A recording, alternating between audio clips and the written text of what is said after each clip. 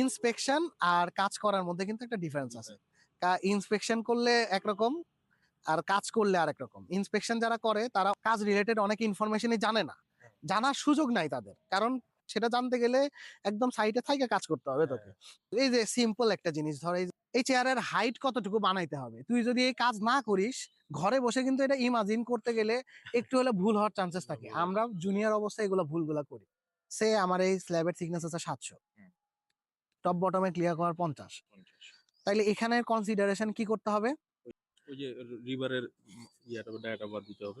হ্যাঁ, আমরা আগে ক্লিয়ার কভার বাদ দিলাম 700 থেকে 50 বাদ দিলে 600, বটমে 25 মিলি, আর টপে বাদ দিতে হবে 25+12, কারণ টপে ওই 12 মিলি রডটাও চেয়ারের উপরে বসছে, বটমে কিন্তু আবার চেয়ারের 12 মিলির উপরে বসে নাই। সো উপরের থেকে 25+12 বাদ দিতে হবে, নিচের থেকে শুধু 25 বাদ দিতে হবে। এই কনসিডারেশনটা হচ্ছে যে একটা প্র্যাকটিক্যাল কনসিডারেশন, যেটা তুই দেখা ইজিলি বুঝতেছিস, বাট ঘরে বসে দেখবি যে তুই ওই নিচের 12টাও বাদ দিয়ে দিছস, বাবা দুদিন হ্যাঁ একটা ঝামেলা হয়ে গেছে। এই ধরনের ব্যাপার স্যাপার কথাই আমি বলছি, এবং এগুলো আমাদের কমন। আমি তো দেখতেছি অনেকদিন ধরে আমাদের কমন মিস্টেক গুলো, চেয়ারের ডাইমেনশনের মিস্টেক।